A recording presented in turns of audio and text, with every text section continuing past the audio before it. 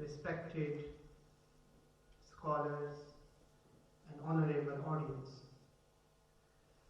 Today we are here to celebrate the birth of that personality who has no equals.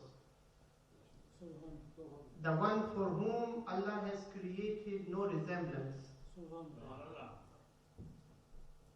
The one whose beauty exceeds all. We are here today, we have gathered here today for remembrance of that great personality in whom we find the perfect role model. As he declared by his creator, the creator of the universe, Allah subhanahu wa ta'ala, he was declared by his creator in the form of the Quran. Mentioned in Surah Al-Ahzab, لَقَدْ كَانَ لَكُمْ فِي رَسُولِ اللَّهِ أُسْوَةٌ حَسَنَةٌ. You have excellent role model in the Messenger of Allah. We have the best role model in the life of the Prophet sallallahu alaihi wasallam. But to make our role model, we must learn what kind of excellent qualities existed in the personality of Prophet sallallahu alaihi wasallam. We must learn what kind of characteristic was he given. What kind of beauty was he blessed by his creator? We should learn about his honesty, justice, his generosity, how kind he was with his family, how good he was with his neighbors, what kind of behavior he had, how lenient he was in his dealings, how respectful he was with people belonging to other faiths,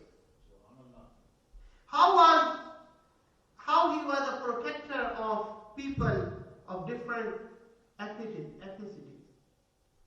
We must learn about the seerah of Prophet sallallahu alaihi wasallam.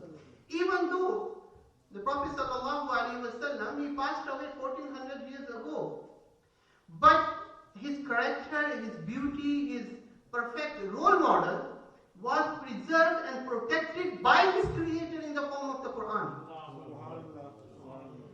And hadith narrators being given the ability by Allah subhanahu wa ta'ala to protect and preserve the seerah, the life, the biography of Prophet sallallahu alaihi wasallam in the form of hadith, shama'il and seerah in such a way, if we read the seerah of Prophet sallallahu alaihi wasallam with concentration, it seems like we are with him. It seems for us to be in his proximity and nearness. As Allah subhanahu wa ta'ala says in the Quran, وَعْلَمُوا أَنَّ فِيكُمْ رَسُولَ اللَّهِ. Remember, the Messenger of Allah is among you. If we look at the seerah of Prophet sallallahu alaihi wasallam, we find that he was the most noble of lineage. He was the most humbleness, the one with the highest moral character. When we look at the seerah of Prophet sallallahu alaihi wasallam, we find that he was the advocate for the widow's right. We find that he was the paragon of mercy. He was the ambassador of peace. He was the ambassador of interfaith harmony. When we read the seerah of Prophet sallallahu alaihi wasallam with concentration, we find that he was the facilitator of ease for people. He was the carer for sick. He was the helper of weak. When we read the seerah of Prophet sallallahu alaihi wasallam, obviously then we can adopt the characteristic from the Prophet sallallahu alaihi wasallam. Then we can have the barakah and blessing from the life of Prophet sallallahu alaihi wasallam. So it's very necessary that we have to read the life of the Prophet sallallahu alaihi wasallam. And when we look further in depth in the seerah of Prophet sallallahu alaihi wasallam, we find that he was the protector of non-Muslims. He was the most lenient in dealings. He was the lover of knowledge and wisdom. He was the best in handling criticism. If we know the life of the Prophet sallallahu alaihi wasallam, it would be easy for us to spend our life.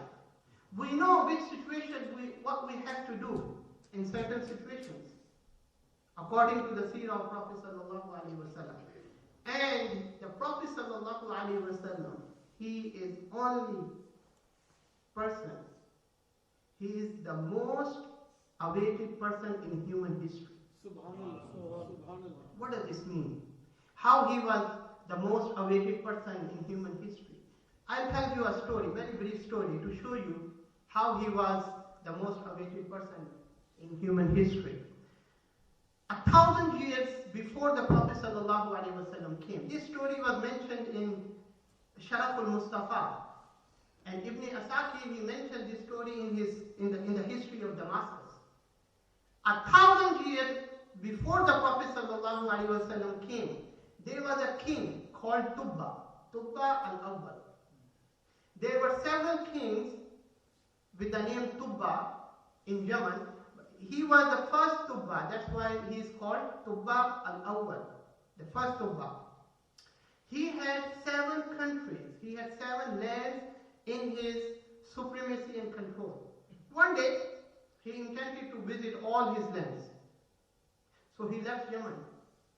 He had with him 130,000 horsemen riding on horses, and 113,000 men walking with him. He had many doctors and physicians and scholars, the rabbis, the Jewish scholars with him. And wherever he went, he was received with a warm welcome. He was a king of 7 lands. And when he reached Makkah al-Mukarramah, nobody gave him the reception. The people of Makkah, they did not bother to come out on the streets to welcome him. He was a king, he was surprised, he was shocked. He called his minister, his name was Amaris. He called him and asked him why these people, they didn't bother about us. He said, actually, this land contains Baytullah, Kaaba. And these people are the custodian of that house.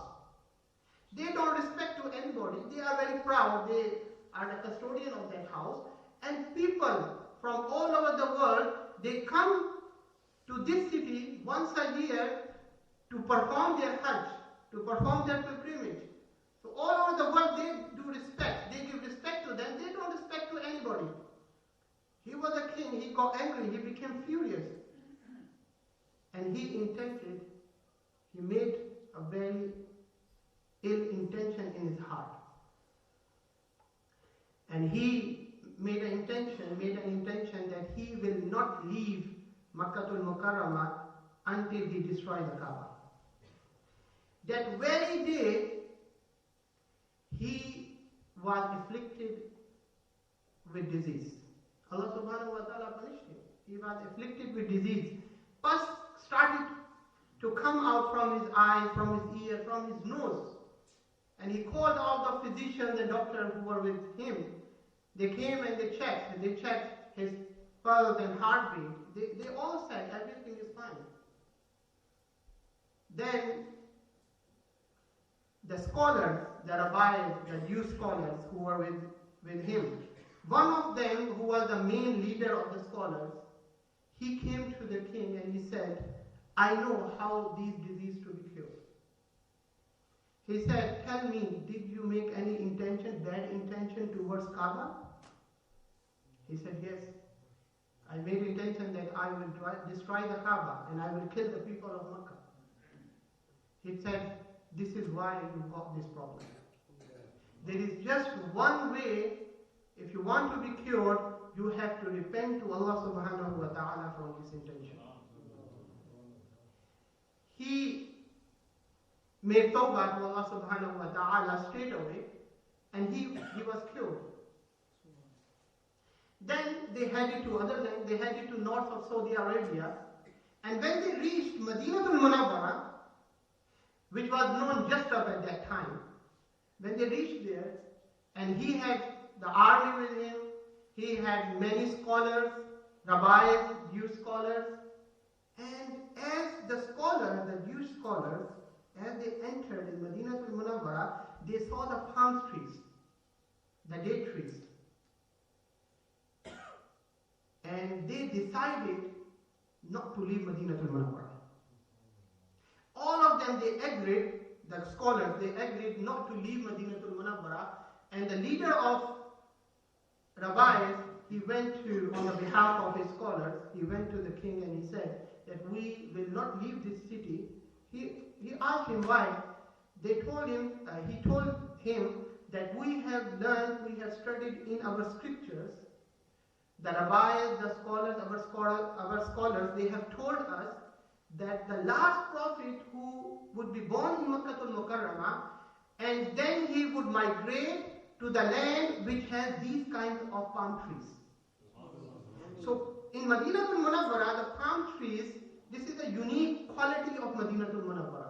You will not find in Makkatul Mukarramah the palm trees of this quality and nature which you have in Madinatul Munawwara. Madinatul Munawwara, it had cultivated land, it had greenery. But Makkah was barren and dry. So when he told the king about the Prophet sallallahu alaihi wasallam, the king asked about the Prophet sallallahu alaihi wasallam. Then the leader of the scholar, he told the king the characteristic and the beauty which they have already learned in their books about the Prophet sallallahu alaihi wasallam. When the king heard, king said, if that is the case, I will be waiting for the last messenger in Medina. So that Tubba al-Awwal al-Himyari, he waited a year in Madinatul Munawwara. So obviously the Prophet sallallahu alaihi wasallam, he was to come after 1,000 years. So after a year, he wrote a letter for Prophet sallallahu alaihi wasallam. He wrote a letter and he said in his letter, Ya Muhammad, ana amantu bik. O Muhammad, O Messenger of Allah, I believed in you. I bear witness you are a true messenger of Allah. Wa ana ala dinika wa sunnatik. I am on your religion and your tradition. Wa bayatuka qabla maji'ik. I became your first ummati before you come. And he made the houses for each scholar, and he made one extra house for the Prophet sallallahu alaihi wasallam. And he gave this letter and house to the main leader of the scholars who advised him in Makkah to repent to Allah subhanahu wa ta'ala. He gave this letter and house to that scholar and said, when Prophet sallallahu alaihi wasallam comes, give this letter to Prophet sallallahu alaihi wasallam. And that Tubba al-Awwal, he came back to Yemen, but while he was coming to the Yemen, he stopped in Makkatul Mukarramah and he made a tawaf. And he placed two silk shrouds, two silk clothes on the Kaaba, which is called Ghilafe Kaaba. So Tubba was the first person who placed the Ghilafe Kaaba on Kaaba. And in Madinatul Munawwara, the generation ended, and that leader of the scholar, he gave this letter and house to his son and told him, if Prophet sallallahu alaihi wasallam comes in your time, so give this letter and this house to Prophet sallallahu alaihi wasallam. Generation after generation, the father would give the letter and the house to their sons until the Prophet sallallahu alaihi wasallam was born in Makkah. And after living 40 years in Makkah, the Prophet sallallahu alaihi wasallam, he announced his prophethood. And at the age of 53, he decided to migrate to Medina. So when he started the journey to Madinatul Munawwara, he was on the way. And in some narration, that he has reached in Quba. So the people in Medina, they decided to send that letter to Prophet ﷺ before he reached in Medina. So at least the Prophet ﷺ should know that which house he should be staying. So they chose one of the reliable person from Ansar. His name was Abu Layla. His name was Abu Layla. Abu Layla took that letter and started journeying towards the Prophet ﷺ to give him this letter. And Abu Layla, he was going, and the Prophet ﷺ, he was coming. And on a way, he passed by the Prophet ﷺ, and Abu Layla looked at the Prophet ﷺ's face, and he was lost in his beauty. And the Prophet ﷺ said, Anta Abu Layla, are you Abu Layla? He has not seen the Prophet ﷺ before, and the Prophet ﷺ has not seen and met him yet. The Prophet ﷺ said, Anta Abu Layla, are you Abu Layla? He was shocked, he was surprised. He thought that by his face, he doesn't seem to be a magician. Because this face, it could not be the magician's face. Because in their mind, that the magician can tell the unseen things. So the Prophet ﷺ, he asked him, how did you know my name? The Prophet ﷺ replied, I am the last messenger, and the letter which you brought, Tuba has written for me. And when the Prophet ﷺ, he reached Madinatul Munawwara, you know the people, they were saying, Ya Rasulullah, O Messenger of Allah, you come to our house. The Prophet ﷺ said, I will bless your house, I will come to your house, but today my camel knows where it has to go. And the camel, the camel sat in front of the house of Abu Ayyub Ansari. The place where camel sat was outside of Abu Ayyub Ansari's house. And when Prophet ﷺ, he asked from Abu Ayyub Ansari about the house and about him, he told, this is the house which Tuba built for you, Ya Rasulullah. So this house was in the possession of Abu Ayyub Ansari, but that house was built by Tuba al-Awwal al-Himyar.